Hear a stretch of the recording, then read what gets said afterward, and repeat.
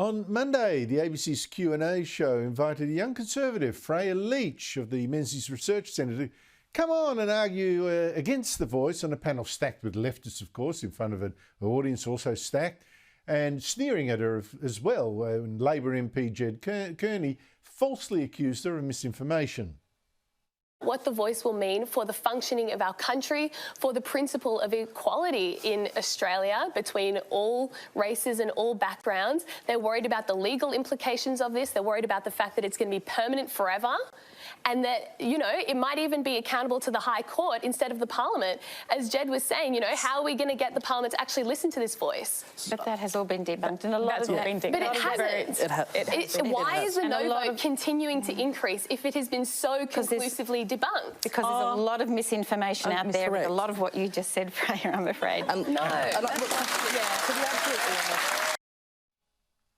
Yeah. Wild applause, cheers. Freya was then monstered on Twitter, of course, over that clip with one former Greens candidate, even defaming her as a fascist. What a brave man you are, sir. Freya's father couldn't stand this and posted this.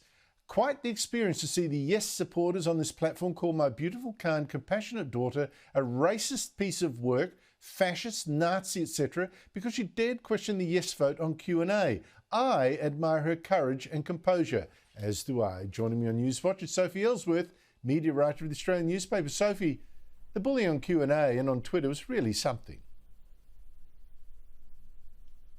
Andrew, it certainly was. I thought Freya was very articulate in her arguments. I thought she spoke very well. She raised some really good points, but I really question why Conservatives bother going on this program. I mean, you're walking into Q&A, which is stacked with a leftist panel. It's stacked with basically a Green/Labor crowd. Conservatives are not very welcome there, and that's just a point in case there, Andrew, that if you go against their views, you get booed, that they sneer at you. I mean, this is really appalling stuff. But it comes back, Andrew, to the core problem at the ABC. There's never any balance. Who is running this program? Their executive producers left. They should be looking at overhauling this program, particularly now Stan Grant's moved on, and fix it up once and for all. Well, they've carefully curated an audience that acts like a pack of ferals. That's the real issue here, and that's not something you change overnight.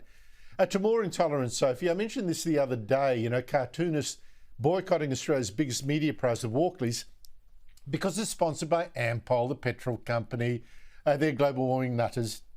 There's some pushback now, Sophie. Herald Sun cartoonist Mark Knight says this is just virtue signalling and he's going to park his diesel ute underneath the venue.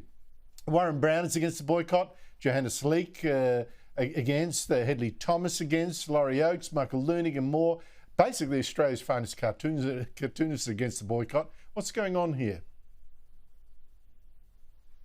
Well, I must say, Andrew, interviewing cartoonists is a highlight for me because they're just so funny and they're so light-hearted and they don't take themselves seriously. This group, Johannes, Mark Knight, I spoke to John Spooner today, Warren Brown, I mean, they just think the whole thing is a complete and utter joke. But you've got this left-leaning contingency of the cartoonist fraternity, Andrew, that are basically activists now. Put aside your pens, put aside their paper. They are an activist group that are saying, we want to change this. We want Ampol gone as a sponsor. We want nothing to do with it. They've condemned comments made from the founder of Ampol and also the Walkley Awards, Sir William Walkley, from a column he wrote in the SMH 62 years ago, Andrew. So this is where we're at in the media class at the moment, where cancel culture is alive and well, and it's going gangbusters, really. And now they're saying, these cartoonists, they won't be entering, they won't be judging. I spoke to Michael Leunig today, and he just thought the whole thing was a complete and utter joke. And he basically said, well, no one will miss them at the awards anyway. Well, that's true. Michael Leunig's generally been on the left. It's one of those things, I think, where the very great cartoonists, and we mentioned that, thank you for adding John Spooner, I wasn't aware of that, but of course John would be against the boycott. The great cartoonists are against the boycott, and the ones that run with the pack, the ones that aren't that much very good, they're for it. That says everything. Sophie Ellsworth, thank you so much for your time.